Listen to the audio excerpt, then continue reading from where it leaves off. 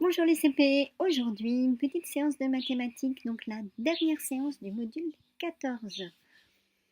Alors, nous allons revoir ensemble tout d'abord le tableau des nombres. On en avait parlé il y a quelques semaines. Donc dans ce tableau, sur la première ligne, la ligne en blanc, on voit les nombres 0, 1, 2, 3, 4, 5, 6, 7, 8, 9. Ces nombres, ce sont des nombres qui disent la vérité. C'est la ligne des unités, donc la ligne blanche. Alors, elle va apparaître. Voilà, donc la ligne blanche. En dessous, sur la ligne bleue, ce sont les nombres qui vont de 10 à 19. Ils commencent tous par un 1, c'est une dizaine. Puis la famille des 20 en rose commence tous par le chiffre 2. Un 2 qui ne dit pas la vérité, c'est 2 dizaines. Puis en jaune, la famille des 30. Puis en violet, la famille des 40. Donc il va de 40 jusqu'à 49, 4 dizaines. Puis la famille des 50 commence tous par un 5, 5 paquets de 10, 5 dizaines. Enfin, la famille des 60 en orange qui va de 60 à 69, mais là, il y a une sous-famille, la famille des 70. On continue à compter après 69 pour dire 70, 71, 72, 73, etc. Et enfin, en dernier, en vert, la famille des 80. Attention, dans 80, on n'entend pas du tout le 8, mais c'est bien 8 paquets de 10. Et cette famille a une sous-famille qui est 90. Et là encore, donc on a 9 paquets de 10.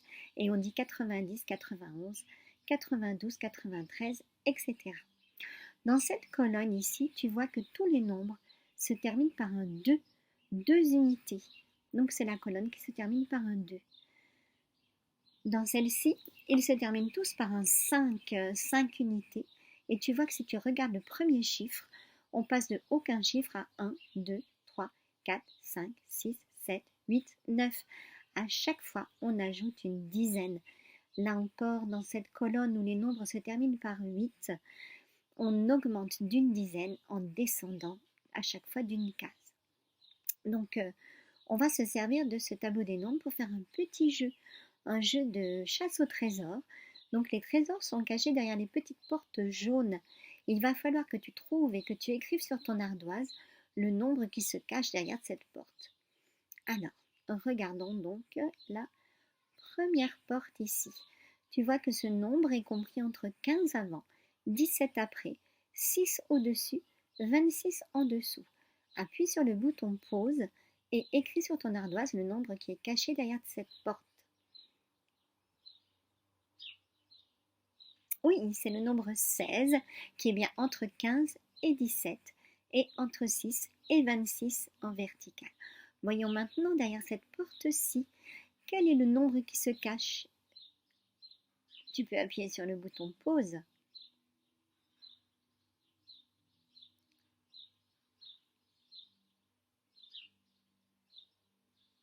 Et oui, c'est 52 qui est bien entre 51 juste avant et 53 juste après, 42 juste au-dessus et 62 juste en dessous. Alors maintenant derrière cette porte-là, attention, elle est tout au bout de la ligne. Appuie sur pause et écris sur ton ardoise.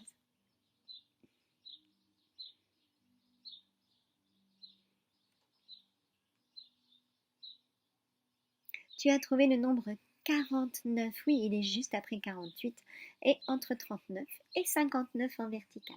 Derrière cette porte-ci maintenant, appuie sur le bouton pause et réponds sur ton ardoise.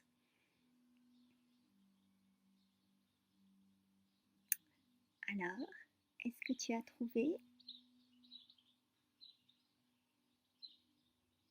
Oui, c'est 65 qui est compris entre 64 et 66. Très bien. Enfin, le dernier, appuie sur pause, écris sur ton ardoise. Ah non, pardon, l'avant-dernier, je me suis trompée. Alors, quel est ce nombre?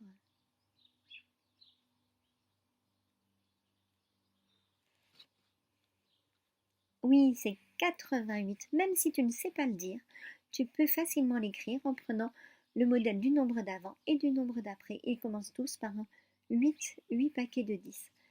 Et puis ce dernier ici, appuie sur pause et réponds sur ton ardoise.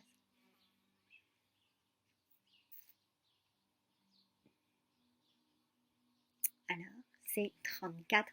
Donc dans la famille des 30, il est bien compris entre 33 et 35. Bravo! Maintenant, tu vas pouvoir prendre ta feuille de chronomètre. Donc soit papa ou maman l'ont imprimée, soit tu, tu l'as recopiée. Et donc, à partir du top, le chronomètre va se déclencher. C'est la bande verte qui va s'abaisser au fur et à mesure. Donc, attention, attention.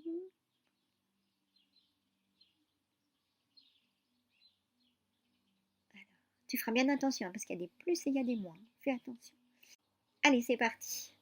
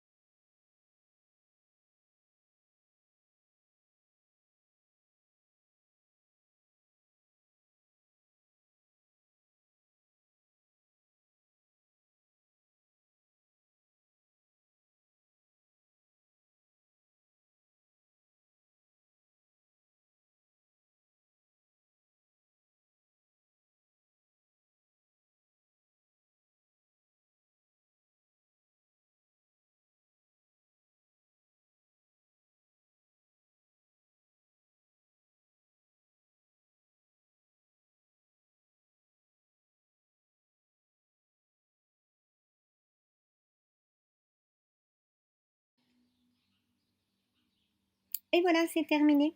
Tu n'as plus qu'à prendre une photo de ton travail et me l'envoyer. Alors, maintenant, nous allons passer à un petit problème. Aujourd'hui, c'est une histoire qui se passe dans un parc d'attractions. Tu as ici le petit dépliant qui te permet de savoir quel prix coûte d'une part la grande roue, le grand 8 ou un manège de chevaux.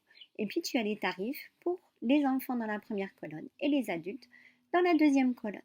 Donc observe bien ce tableau, il va nous servir à répondre aux questions qui vont apparaître au fur et à mesure. Tu prends ton ardoise pour pouvoir répondre à chacune de ces questions. Alors, la première question, on te demande le prix d'une entrée au grand 8 pour un adulte. Alors, tu appuies sur pause et tu réponds sur ton ardoise.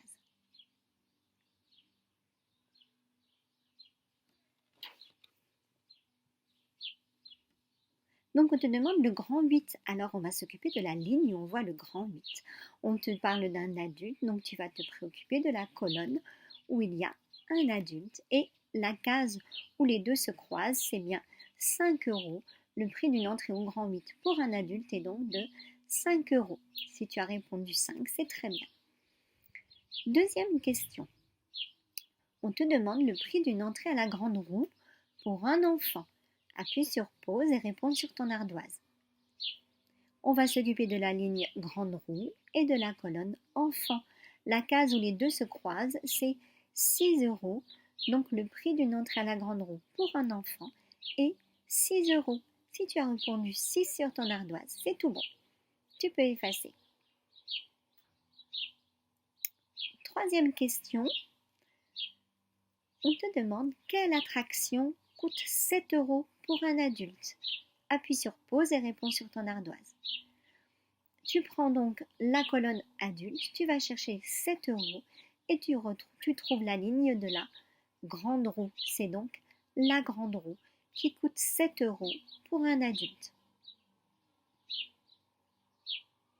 Si tu as répondu 7, bravo, tu peux effacer. Question suivante.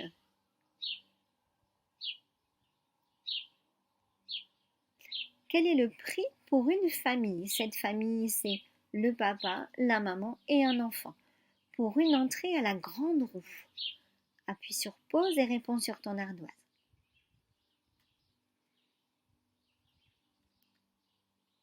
Donc on regarde la ligne de la grande roue, puis on sait qu'il y a 2 adultes, le papa, la maman et un enfant. 2 adultes, une entrée pour un adulte c'est 7 euros.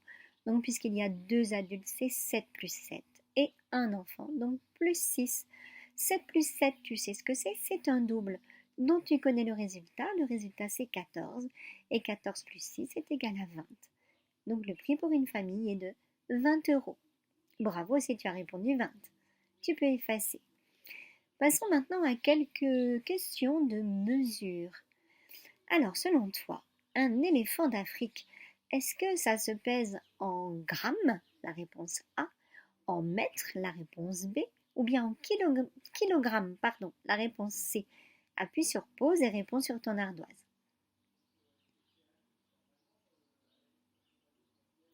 Si tu as répondu la réponse C, tu as raison. Un éléphant se pèse en kilogrammes. Une girafe maintenant. Comment mesurais-tu une girafe en hauteur? Est-ce que ce sont des kilomètres? Réponse A. Des grammes? Réponse B. Ou des mètres? Réponse C. Appuie sur pause et donne la lettre de ta réponse sur l'ardoise. Si tu as répondu la réponse C avec des mètres, tu as raison. Tu peux effacer. Une baguette de pain maintenant. Est-ce qu'elle coûte environ 10 euros? Réponse A. Environ 10 centimes? Réponse B. Environ 1 euro? Réponse C. Appuie sur pause et réponds sur ton ardoise.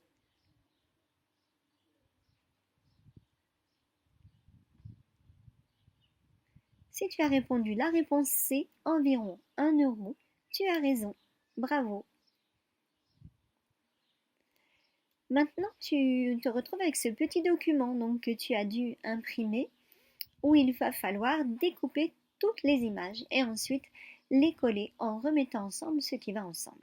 Voyons d'abord ces images. Donc là, ce sont des étiquettes de prix que tu vois. À côté, on voit l'image d'un sablier que tu connais, qu'on utilise pas mal en classe. Alors si je vais en dessous, ici, c'est l'image d'une balance, une balance que tu peux utiliser à la cuisine quand tu fais à manger avec papa ou maman. Donc une balance.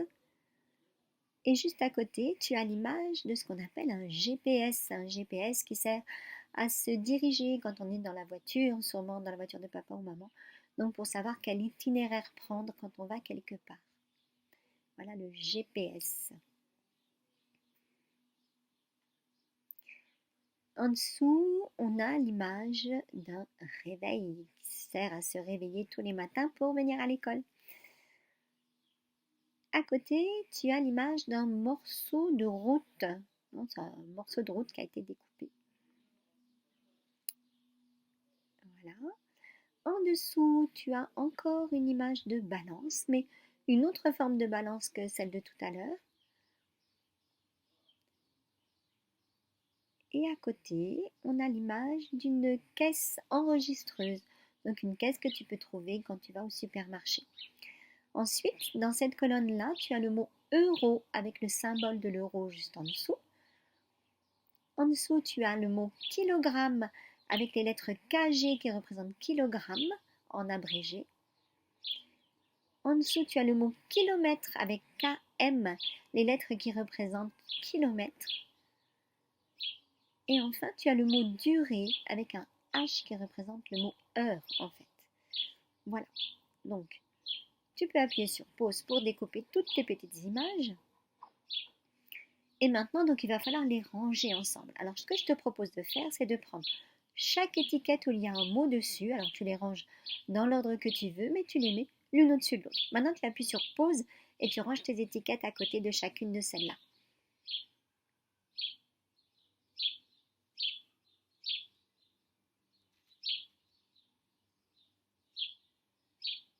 Alors, à côté de kilogrammes, on va mettre effectivement les deux balances, puisqu'elles servent à peser des masses.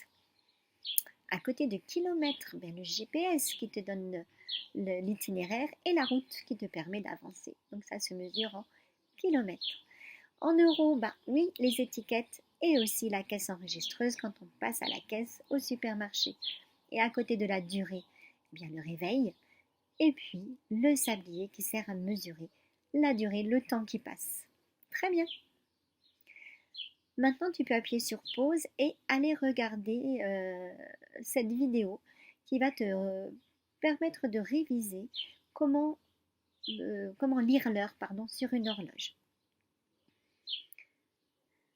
Alors, une fois que tu as bien regardé cette vidéo qui te rappelle tout ce qu'on avait déjà vu en classe, tu vas pouvoir prendre ton fichier Horodator et avancer dedans. Faire par exemple les fiches 4, 5 et 6.